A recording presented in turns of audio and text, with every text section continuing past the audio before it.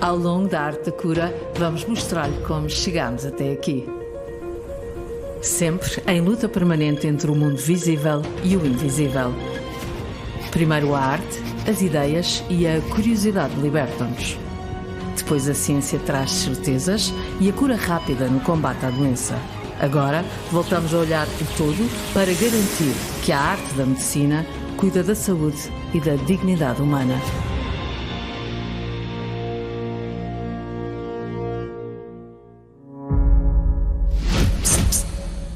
De olhos postos no horizonte, há quanto tempo não olho o céu?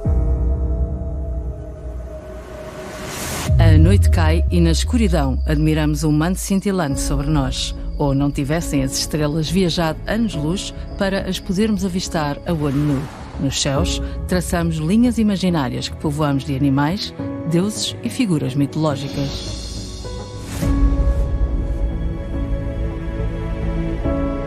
Fomos desenhando autênticos mapas no céu, guias de orientação fundamentais às navegações nas margens do Mediterrâneo.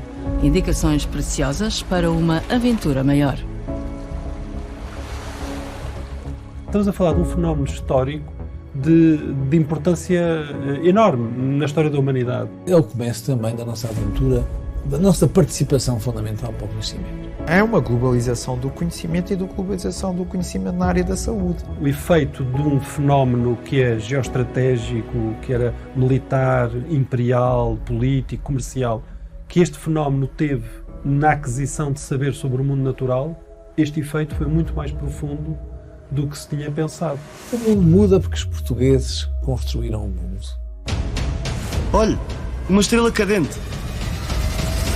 Para um momento mágico, as lendas da mitologia. Este era o momento em que os deuses olhavam para a Terra, logo um instante único. Peça um desejo. Há quem diga que o destino está escrito nas estrelas. O mundo tinha os olhos postos no céu. A astrologia era uma das artes mais antigas e também tratava da astronomia. A Terra de Ptolomeu estava no centro e em seu redor orbitavam outros corpos celestes como estrelas e planetas. A norte, a estrela polar. A sul, o sol e as estrelas do Cruzeiro do Sul. Com o uso de balestilhas, bússolas e astrolábios náuticos, é assim que no início do século XV os portugueses largam amarras e, por rumo ou estima, descobrem África navegando ao longo da costa atlântica. Só se ficou a perceber como era o mundo depois destas viagens. As noções que quer o mundo antigo, quer o mundo medieval europeu têm acerca da globalidade da Terra, essas noções são muito toscas, digamos assim. E de repente fica muito bem feito. Fica a distribuição de todos os continentes, todos os oceanos, todas as massas, fica conhecido. Mas o primeiro obstáculo à expansão pretendida pela coroa portuguesa é vencido por Gilianes quando dobra o temido cabo bujador. Valeu a pena? Tudo vale a pena se a alma não é pequena. Quem quer passar além do bujador tem que passar além da dor. O mar sem fim começa a ser português. As viagens oceânicas pedem segurança, desenhamos o litoral, registamos correntes, ventos, meteorologia, animais e plantas, o mundo natural nas cartas de marear.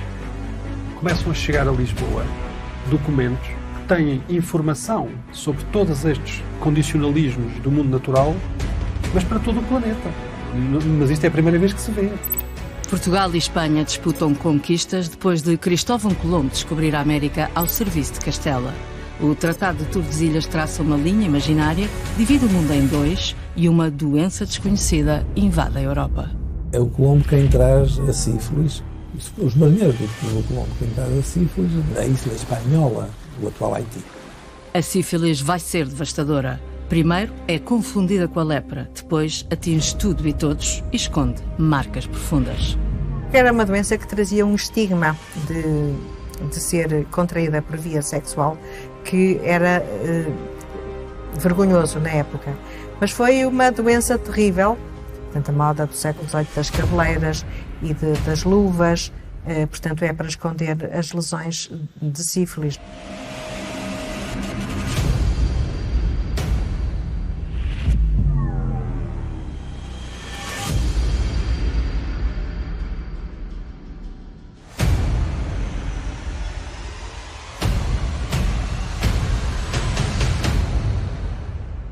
Mas estão aqui outras patologias, hoje extremamente raras ou inexistentes no mundo ocidental, mas que nos anos 30, nos anos 40, eram extremamente frequentes. O esquentamento, a gonorreia, a psoríase.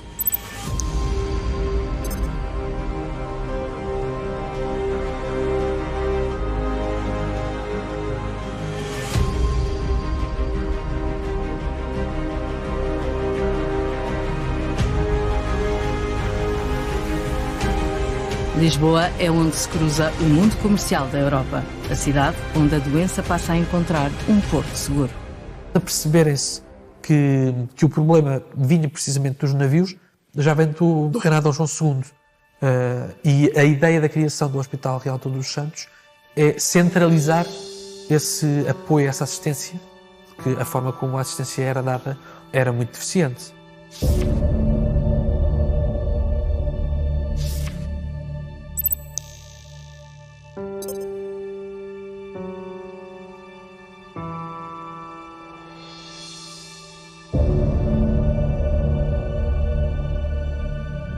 Na medicina do século XVI, a cirurgia ainda é uma arte menor.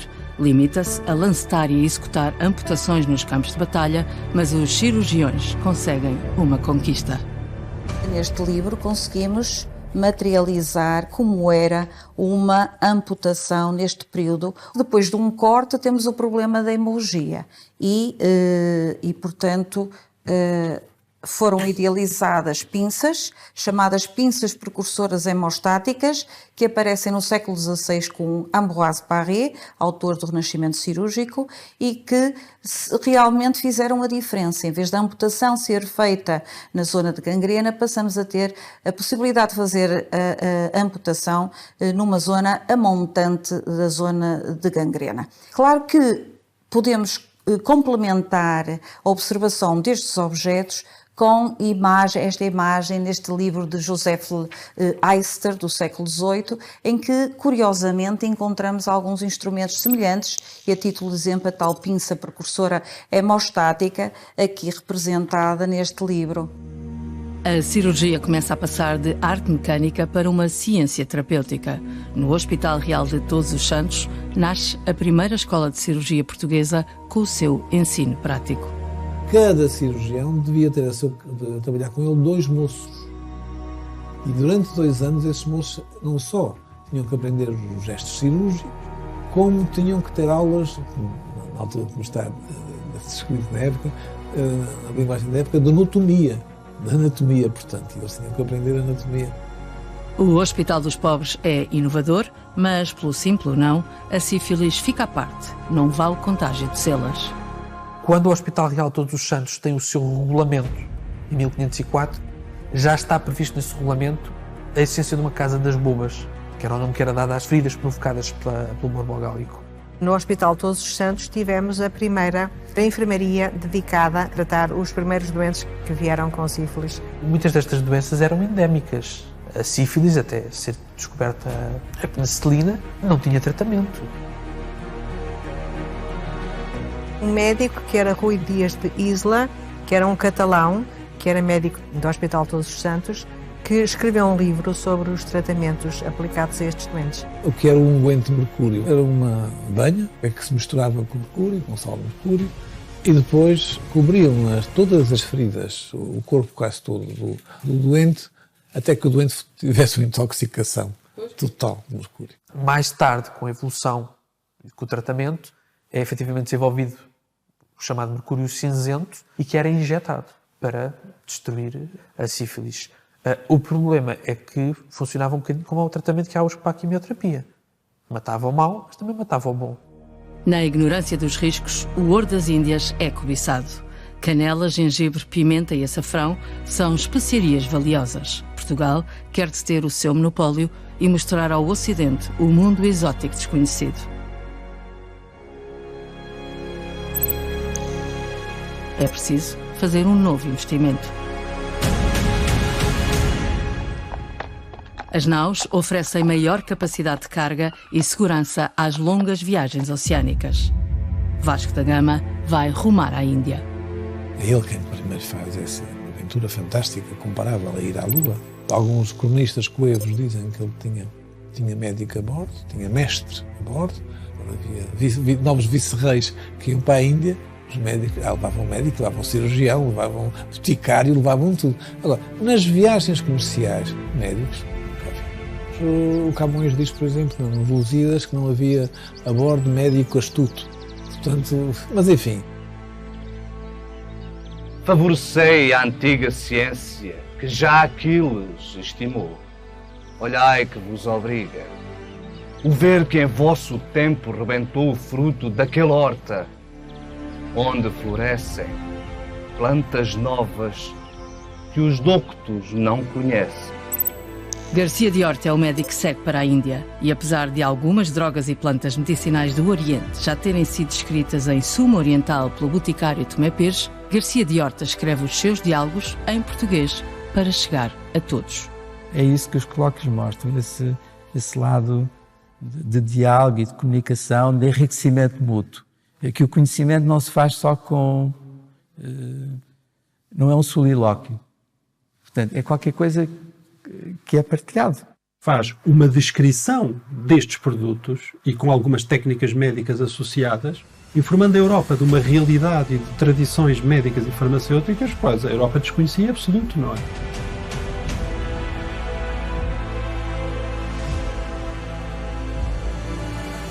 O qual está pedindo vosso favor e amparo ao grão volume, que impresso à luz saindo, dará da medicina um vivo lume, e descobrir-nos-á segredos certos a todos os antigos encobertos.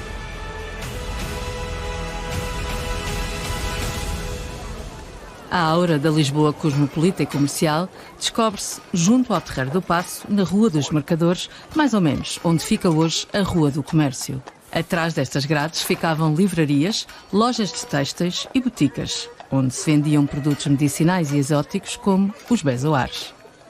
A palavra bezoar quer dizer contra-veneno e, portanto, na civilização persa começou-se a desenvolver o emprego dos bezoares como algo como antídoto, não é, para os venenos.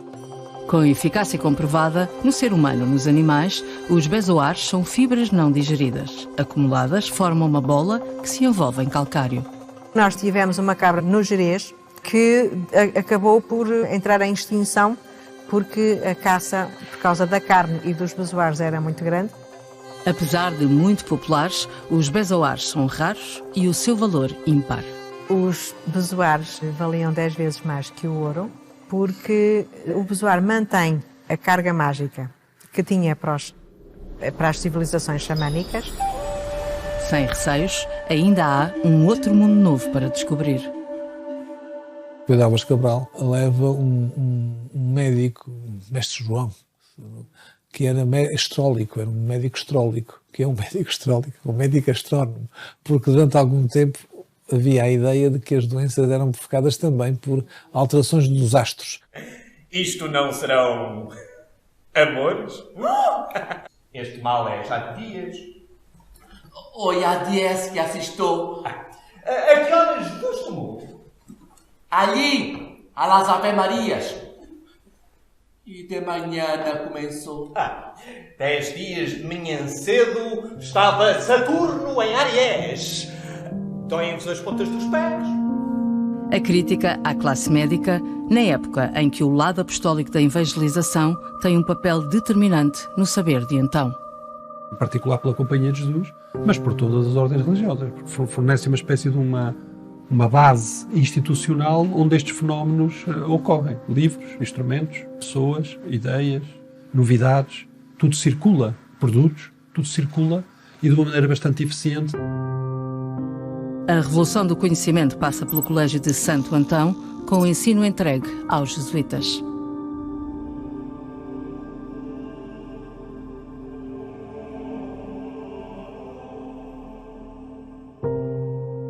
Fazer medidas astronómicas era uma tarefa, uma atividade que só existia nos níveis superiores das sociedades, nas cortes, nas universidades, entre as pessoas muito instruídas, etc. E de repente o que é que nós vemos? Por causa destas viagens, vemos estratos muito baixos da sociedade até terem que se envolver nisto. Os pilotos, marinheiros, não é? Que fazem estas operações astronómicas que eram completamente impensáveis de que um homem quase iletrado fizesse 1 ou 2 séculos antes.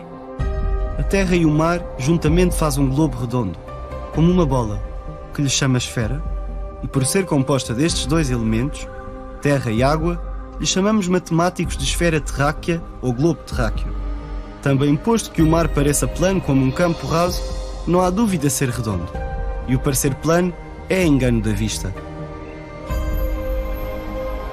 A aula da esfera é a mais importante referência científica de ensino em Portugal. E é aqui que chega a mensagem enviada pelas estrelas. Galileu Galilei aponta o seu telescópio ao panorama celeste e longe mira.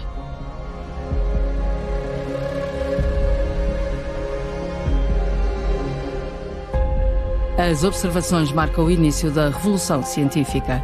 A falência do modelo geocêntrico de Ptolomeu e a expansão dos impérios imprimem um significado prático, estratégico e simbólico no conhecimento e na ciência.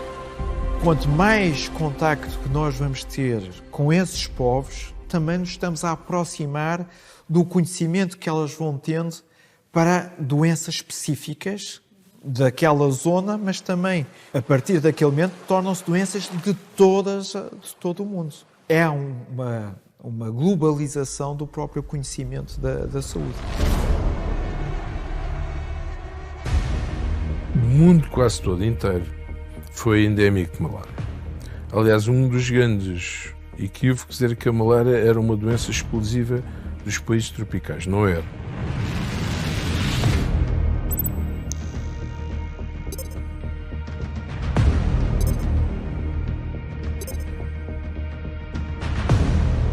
Conhecida desde a antiguidade, a malária terá origem em África e terão sido os escravos africanos a bordo dos navios negreiros a disseminar a malária na América do Sul.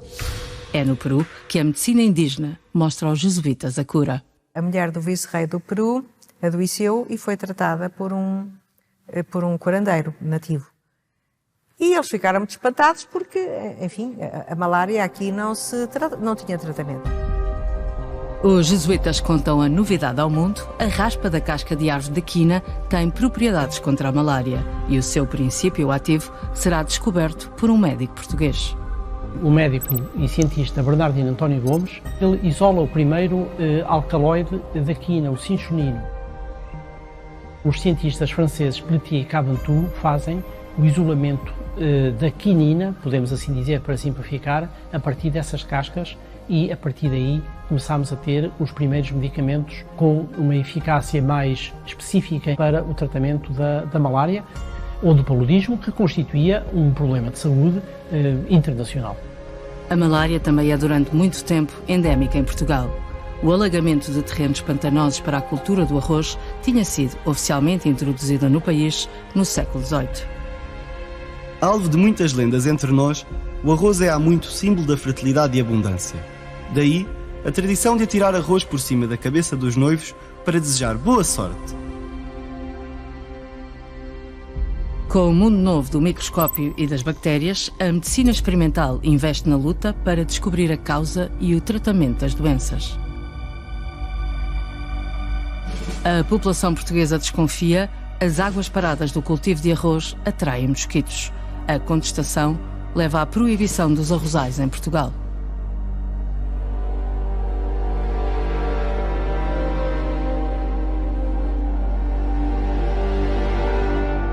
Mas o arroz é fundamental para alimentar o mundo. A população cresce a um ritmo ímpar e de ilegal. O cultivo de arroz passa a sistémico na agricultura portuguesa.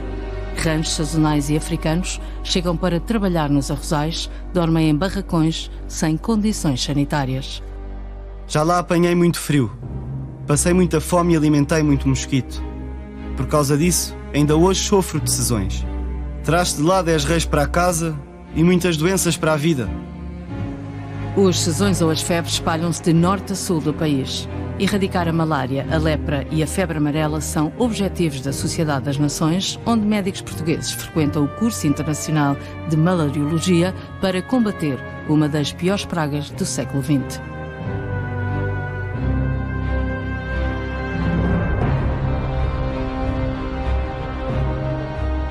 Em Benavente nasce a Estação Experimental de Combate à Doença e o Estado Novo transforma a luta contra a malária numa bandeira política.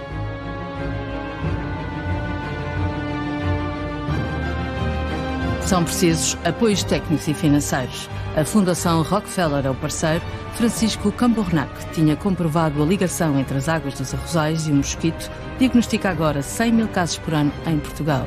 A guerra tem sede em Águas de Moura.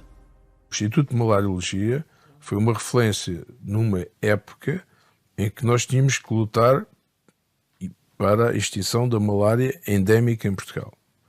Depois continuou a ser uma referência para a formação de médicos que tinham que ter know-how. Francisco Cambornac é um dos médicos portugueses reconhecido internacionalmente no estudo das doenças tropicais. É Cambornac que desenha a campanha antimalárica em Portugal.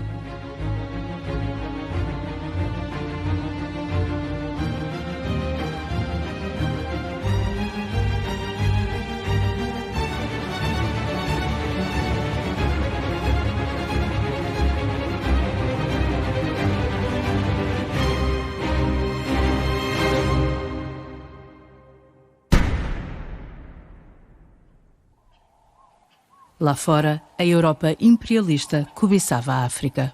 O interesse do desenvolvimento da medicina tropical muitas vezes não teve uma questão de salvar os indígenas, a população indígena, mas sim aqueles que iam do lado ocidental para esses países.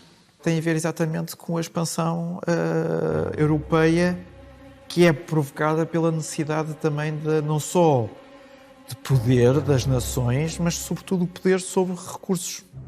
O conhecimento médico especializado torna-se estratégico. Todas as potências colonizadoras investem na medicina tropical. Em 1902, nasce em Lisboa a Escola de Medicina Tropical. O Instituto de Medicina Tropical sempre foi uma instituição voltada para a investigação e a atuação nas antigas colónias. Aires Kopke é o médico naval e diretor da Escola de Medicina Tropical a deixar uma marca ímpar na história da medicina que vale o reconhecimento internacional.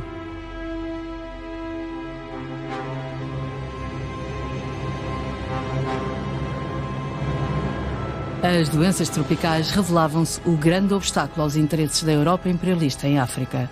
Firmada a medicina tropical em moldes científicos a partir do século XIX, imediatamente Portugal se associa a esse humanitário movimento. E assim, é o primeiro país europeu a organizar uma missão de estudo à África para se ocupar do então angustioso problema da doença do sono, a qual atuou em 1901 na Ilha do Príncipe, em Angola. Portugal teima em resistir à pressão. As colónias querem a independência a todo o custo. O processo não é pacífico. Na época colonial, com os movimentos de libertação, estava muito em voga as pessoas fazerem, ou permanentemente, ou pelo menos durante os períodos da chuva, aquilo que se chamava a quimioprofilaxia da malária. Isso era feito sobretudo com a cloroquina, mas também com o quinino. Hoje, o plasmódio é generalizadamente resistente à cloroquina.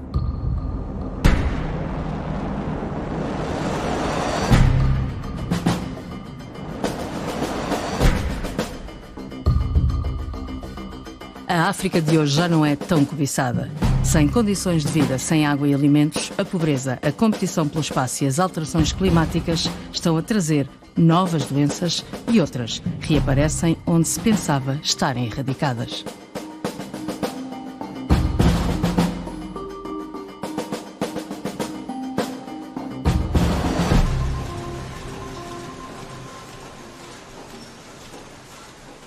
A transformação de zonas temperadas em subtropicais, onde os artrópodes, os mosquitos, têm mais condições de se multiplicarem e de transmitirem doenças. O Zika, Portugal, tem que se preparar para problemas desta natureza, como o dengue, que já teve lugar na Madeira, e outras doenças transmitidas por vetores, porque o aquecimento global favorece, como lhe disse, a multiplicação de artrópodes e os riscos que representam para a saúde humana.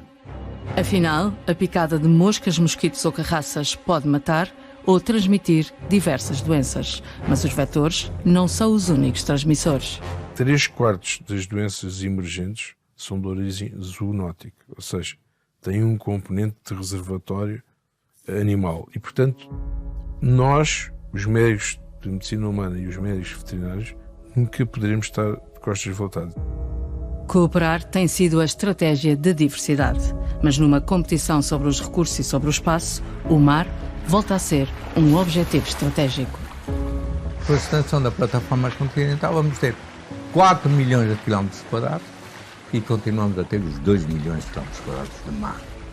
Muitas enzimas, tanto para a medicina como para a cosmética, muitos metais raríssimos e possivelmente muito gás. O fundo da nossa plataforma continental é riquíssimo. 0, we have a liftoff.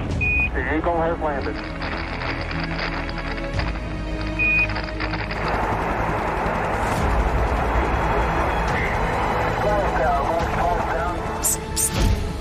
Já reparou? Temos os pés na terra, o corpo no mar e com a cabeça na Lua já estamos em Marte, em busca de uma nova arte de curar. E daí a necessidade de cada vez mais nós irmos preparando exatamente para essa aventura. A aventura do espaço é uma aventura também do corpo humano.